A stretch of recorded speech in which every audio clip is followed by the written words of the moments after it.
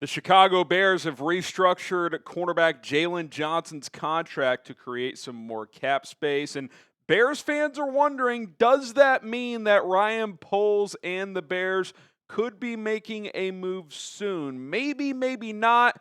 We will explore all angles coming up here on Chicago Bears Now.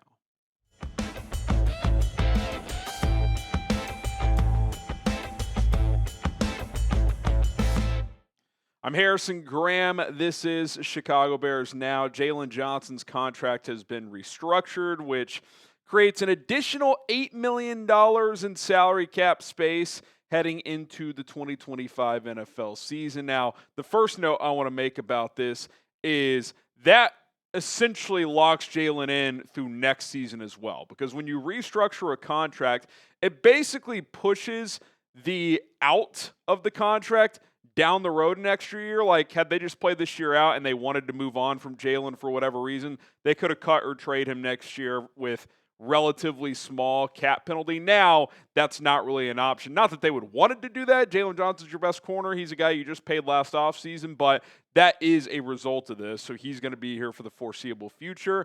As far as the cap situation goes, Chicago is now up to roughly $9.5 million. After all the roster cuts, all that stuff, they were barely cap compliant, about $1.5 million. Now they're at $9.5 million, which obviously is enough to sign pretty much any free agent at this point in the offseason. Now, there is an important note and reminder here. Most teams need at least $4 million, but really like $5 to $7 million dollars to just have operational costs throughout the season. If a player gets hurt and they need to sign somebody, you have to pay your practice squad. That impacts the cap. So, I wouldn't look at this necessarily like they are guaranteed to sign a player. Now, they have more flexibility to do so. They could go add a guy for, $3 to $5 million in terms of a salary cap hit. But, this isn't necessarily that, Poles has a trick up his sleeve. He might go sign somebody. Maybe in a couple weeks he signs somebody if there's a glaring issue early in the season. Who knows? So, this isn't necessarily just like, hey, get ready, the big move is coming. But it's not that either. Like, they could do something, but I don't want to oversell something. Like, this is just, hey, let's create more cap space, gives us flexibility for the season. And hey, if we need to go add a player for, $3-4 million, whether it's now or in a few weeks or whatever, we can now do that, whereas before we could not, because the Bears did not have enough cap space to do so. Now, name a player that you think the Bears should go out and sign. Go ahead and let us know down in the comments section of this video. Who is a player you would like to see the Bears sign? I want to see everybody watching give their opinion on this one. Okay, Za'Darius Smith. Obviously the name that we've been talking about all offseason. I haven't mentioned him much recently because, let's face it, number one, there was a report recently he wants to sign with a contender. Does he view the Bears as that? Maybe he does. Maybe he doesn't. I don't know. But I think more importantly, wouldn't this have happened already? Brad Biggs recently weighed in on this. He said whether Poles would be willing to consider a more modest move at defensive end, this became after Micah got traded to the Packers, remains to be seen. Za'Darius Smith is a free agent. He's got 24.5 sacks over the last 3 years. However, if the Bears believe Austin Booker is significantly improved from his rookie season and will be healthy after a minimum stay on IR, adding a player such as Smith would block opportunities to get the 22-year-old on the field. That wouldn't make sense for a team who is prioritizing development of its young talent. I would push back on that, saying, A, Austin Booker's missing at least a month, and B, I don't see why him and Za'Darius Smith can't coexist. But regardless of that, I think the bigger point is if they were going to do this, I think they would have done it by now, right?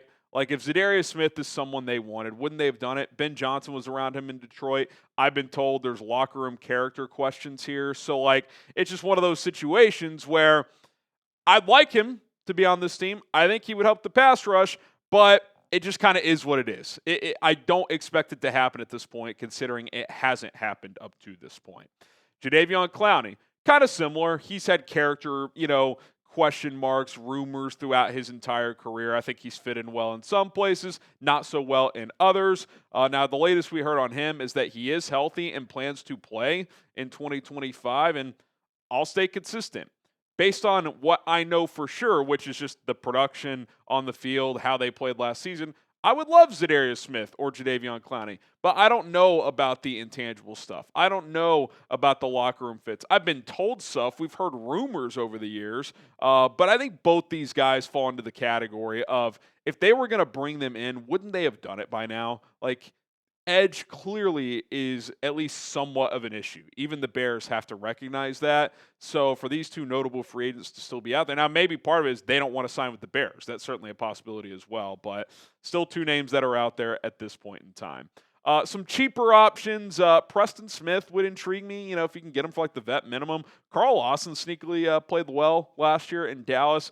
DeMarcus Walker still out there, kind of interesting. They clearly didn't view him as a scheme fit, which is why they cut him, but he could do worse. Shaq Barrett, Jerry Hughes, two aging options. Probably not, guys who would move the needle much, but they are still out there as well. Now, we will look at a couple of free agents at some other positions here in just a minute. But first, I want to tell you guys about today's sponsor, the Hall of Fame Bets app. Guys, get going with the HOF app today as football is back. And I don't know about you, but there is nothing worse than barely losing on a multi-team parlay. Just that one leg ended up costing you. It happened to me in week 0 of the college football season, but now with the HOF app, as I've gotten back with them, I had a much better weekend in week 1 of the college football season. Smart bettors rely on data, and the HOF app hands you powerful analytics at your fingertips to tilt the odds in your favor. HOF is your go-to for building smarter parlays.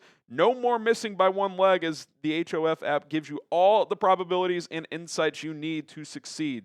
HOF was created by Ivy League sports geeks to let everyday sports fans be and bet smarter. With a 4.9 rating in the App Store on over 7,000 reviews, it's safe to say the 1 million total users and counting are benefiting from the HOF app. So don't wait any longer. For a limited time only, our listeners not only get a 7-day free trial, but they also get 50% off their first month when they use code CHAT, C-H-A-T, CHAT, at checkout. Just download the HOF app on iOS or Android today. Use code CHAT, and you are all set. We'll have a link for you guys to download the app in the comments and description of this video. Check it out right now. Okay, how about Stephon Gilmore? Now, I think we're entering territory of you would consider these players if blank happens.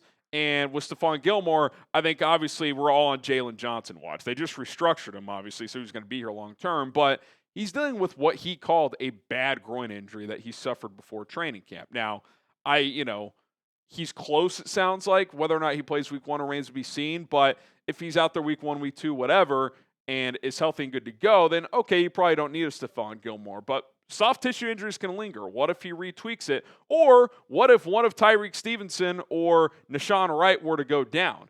You really only have 3 true outside corners. Now, you brought back Jaylon Jones, so okay, he's kind of an outside corner, but he's more of a special teams guy first. You've got Jaylon, Tyreek, Nashawn Wright. Nick McLeod's on the team, but he's really more of a nickel at this point in his career. That outside corner position is fairly thin. I like that they brought back Jaylon Jones, but, ideally he doesn't play. Zay Frazier isn't playing this year. Terrell Smith is out for the season with an injury. So if Jaylon were to retweak that groin, or if Nashawn Wright or Tyreek Stevenson were to go down, or what if Nashawn Wright has to play and he's just not good? I mean, that is certainly a possibility as well. Even Tyreek, I still am a Tyreek Stevenson believer, but we do have to see it. Gilmore certainly over the hill, but he could still be a serviceable CB2 type. So just a name to kind of store in the back of your mind if an injury were to pop up, or if there were some big time struggles at that CB2 position.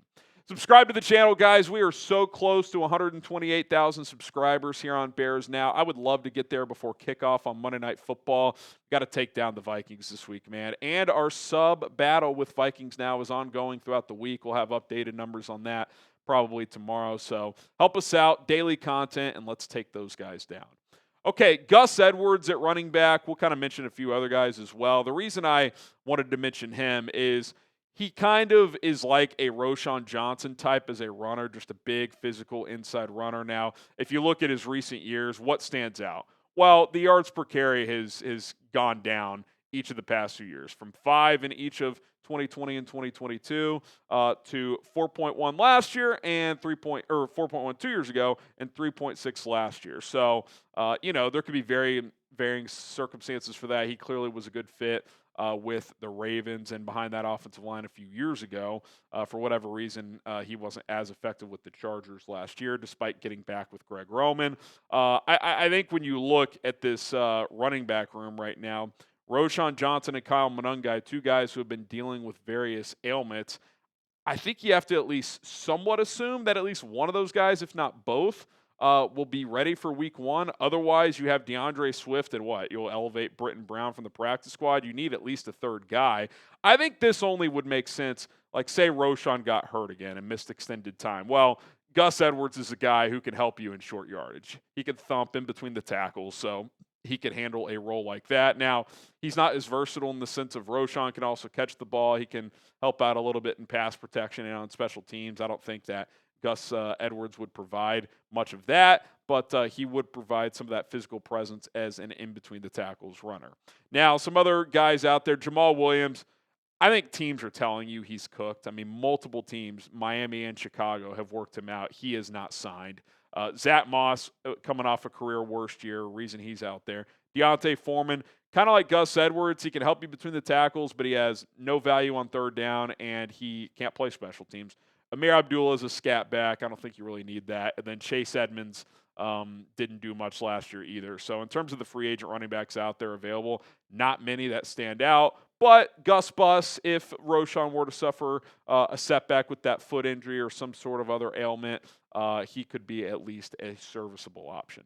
Okay, lastly, Justin Simmons, who is reportedly waiting for a contender to show interest. I think he's waiting for a contending team's one of their safeties to go down, and then he'll sign. Because remember when the Tyrann Mathieu retired, people were like, oh, maybe Justin Simmons will sign with the Saints. He's like, I'm not going to the Saints. I mean, they stink.